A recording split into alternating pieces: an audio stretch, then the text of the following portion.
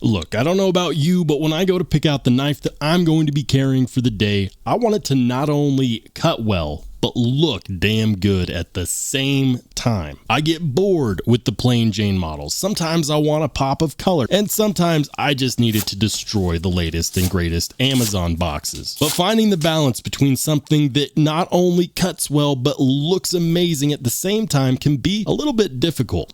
But not today, because today we've got a brand new release from our friends over at Reccomended, and I think you're going to want to see this one because it is gorgeous. Let's go ahead and talk about the brand new Reccomended RT Kestrel.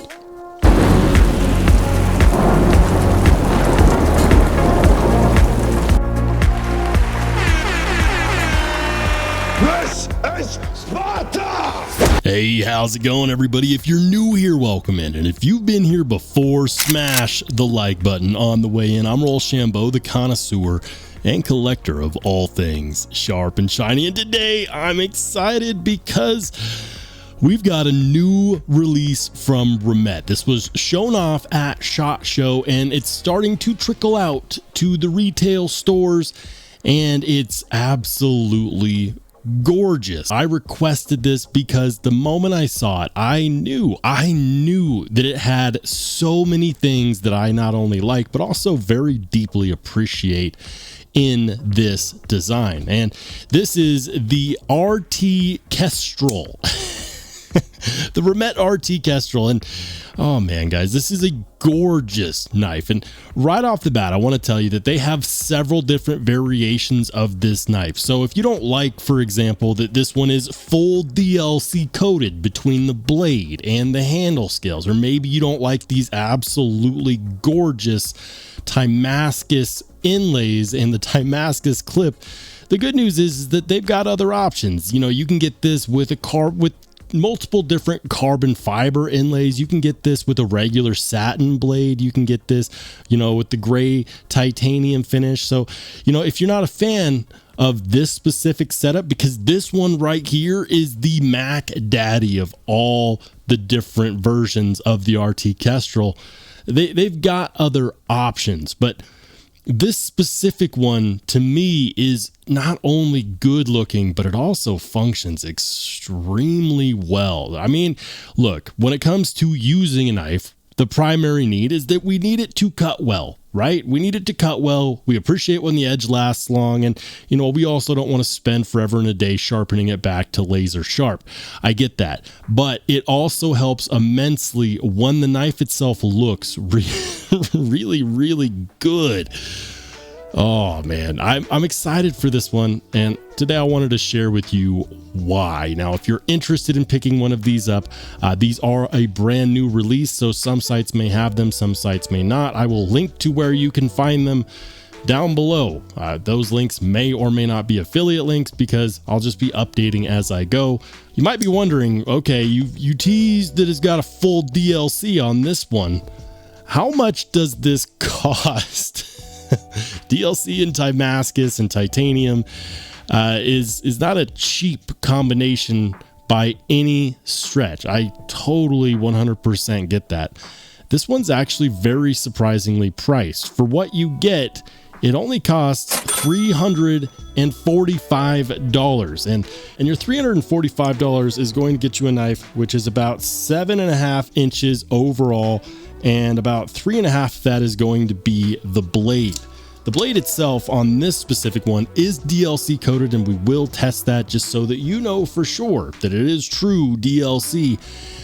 More importantly, this is a modified sheep's foot with a hollow ground blade. Yeah, this is hollow ground. Reccomended recently switched to doing a hollow grind, and you know the difference between a hollow grind and a flat grind is how they perform. Hollow ground edges tend to be much thinner right behind the edge versus a flat ground blade, where when you go to sharpen it, the edge just keeps getting wider and wider and wider. And so hollow ground knives do tend to be slicier knives, and more recently people have begged for companies to do more hollow grounds. It is amazing to me how frequently I see that on a video where I'll have a flat ground knife and somebody will be like, I just wish that it was a hollow grind. Oh, gotta get a regrind, time to go ahead Time to pay even more money to get a regrind. Anyways, the handle scales are also DLC coded, and on this specific version, we do have the Damascus inlays. These handle scales are ridiculous, guys. Look at this. Don't mind my fingerprints. I've been handling this and carrying this a lot. These are not only contoured, but they're also sculpted and milled. There's a lot going on with the design language of this knife, and it harkens back to what I was talking about at the very start of the video. I like my knife to not only perform well, I like it to look really good too, because then I feel good about carrying it. Somebody says, "Oh, can I borrow your knife?" Maybe I don't hand them this one. Maybe I'll hand them something else. But, whenever you pull a knife out of your pocket, especially if you're an enthusiast, it always feels good when it looks really, really nice. And the better something appeals to your aesthetic senses, the more likely you are to carry it, and people are going to argue with me about this point till the end of time. Like, nope, just needs to cut well. That's it, dude. Just give me my Milwaukee Fastback. But the proof is in the pudding. I can't tell you how many times I've reviewed a knife that was extremely utilitarian, but people in the comments section just couldn't get away from how it looked, because oftentimes something that's very ergonomic or something that's extremely utilitarian doesn't always have the best aesthetics. Did you ever think that maybe there's more to life than being really, really, really ridiculously good looking? But in this case, they've managed to make it happen. This is a modified sheep's foot is what I would call this. And you do get a nice 50, this is what I would call like a 50-50 finger / sharpening choil. It's meant for both. You can do both. And on this S35VM blade, you get perfect edge termination. That edge termination is far enough away from the plunge grind where it's not going to put a smile on that edge termination whenever it does come time to sharpen it. And when you do, because it is hollow ground, it's going to stay nice and thin behind the edge without these fat edge bevels appearing out of nowhere. Ergos on this feel good. And a regular grip, I have medium to large size man hands, which is to say that they are the average size hands for a man in the United States. And yeah, I can get a nice full 4-finger grip. Choked up is where this is at. We have a perfect amount of jimping right here, and it's not a front flipper. They actually just put the jimping right there. Perfect landing spot. It is deep enough to give you some good traction, but not so deep that it's going to like rough up your thumbs and make you wish that you were wearing gloves. It's got a beautiful swedge here at the top of the blade, right where it starts to curve into that sheep's foot, which is going to allow for some good cutting relief. When they do these swedges, it really does allow you to push through materials without as much of a chance of getting hung up on whatever it is that you're cutting. And then of course, because it is a sheep's foot style blade, you can get a nice low edge angle cut, so you can do these utility style cuts, and it's going to work rather well. If you want to reverse up your grip for some draw cuts, it's not terribly uncomfortable in that position as well. And in a reverse grip, guess what? It also works well. The pocket clip on the other side on this model is Damascus, and it is gorgeous. Oh, it's so good looking, guys. And here's the thing. Yeah, when you do put your fingerprints on it, does it dull the color? Sure. But when you go to wipe it up, like it's picture time. Look at that. Oh, that man.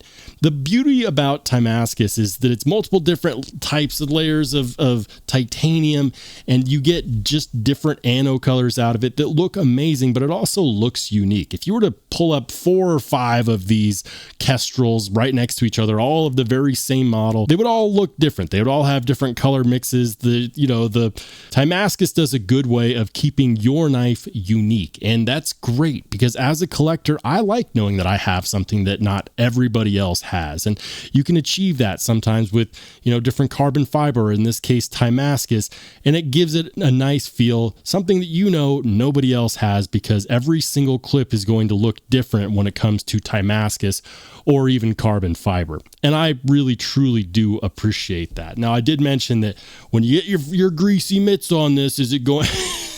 Is it going to dull the shine of the Damascus? Yeah, sure.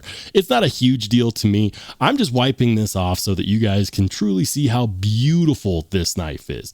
And not only that, but it also cuts really well. Now, In my cut test, I used a spare piece of scrap shipping box, which is, a regular use case scenario for me. I'm constantly breaking down boxes for things that are shipped in. A lot of times they're knives, sometimes they're Amazon boxes. So it's a regular use case scenario for me. And the hollow ground factory edge does an amazing job of absolutely blowing through that cardboard like it's nothing. Like it's nothing, guys. You have to understand. This is an amazing cutting tool. They did a very good job on the cutting geometry itself. The ergos feel good, but you might be wondering, all right, is that real DLC? Is that true DLC, or is it just some kind of PVD? Well, I haven't tested it yet. I've been waiting to do this on camera. And here's the way it works in case you're not familiar with what DLC is. DLC stands for diamond-like carbon, and it is applied often via a process called PVD, which is physical vapor deposition. DLC is the material that's being applied to the blade directly, and while it can in some cases soften the hardness of the blade, it does in fact have a surface hardness of somewhere around the 80 plus Rockwell range, which means that it's very hard to scratch. Oftentimes people with DLC blades will get marks on the blade because the coating itself is so hard that it's actually just taking off material of whatever you have rubbing up against it. So this Torx bit should not be able to scratch it because the DLC coating should be harder than the bit. But let's go ahead and find out. All right, we're going to do this. I don't even need to wipe that clean, guys. Look at that. Nothing. Not a tostada. And here's the thing. If this was like a regular black oxide PVD coating and not a DLC coating, that would 100% scratch it. And not only is the blade DLC coated, but on this version, so are the handle scales. Yes, this is a $345 knife. Yes, it's a bit of pocket jewelry. And do you need this model specifically? No, you can get these for as low as about $250 if you want, say, just regular plain titanium satin finish and carbon fiber inlay, and that will still give you a lot of really amazing knife to use and to carry, and it'll still look fantastic. But if you're one of those people that are like, I just don't want to look at a bunch of snail trails on my handle scales if I carry this thing, then here you go. DLC titanium, DLC hollow ground blade. This is one of the few sheep's foot style blades that is actually stabby. You could 100% defend your Slurpee at the gas station because they pushed out this sheep's foot style blade, the tip of it, so far that this is going to be, just as good for piercing as it is for regular utility style cutting. And I think that's fantastic. Now, I will mention a few things. First is whenever you have a DLC style blade, it does take a little bit for the action to wear in because the ceramic detent ball and the ceramic bearings do have to wear a track through that coating, and sometimes that can take a while. So on this one, the action has broken in nicely over the span of a couple days, and it's very, very smooth. As far as quality of life, how's the blade centering? Blade centering on here is good. How is the action? Action is really good. It's got a very nicely styled detent. The detent, of course, is going to be tuned towards this flipper tab. Can I fail it? It was easier to fail this before it broke in, before the detent wore in a path on the blade, but now it's actually really hard to fail. Yeah, it does a really great job of just... if you failed this knife, it's because... I don't know. I don't know how you could, honestly.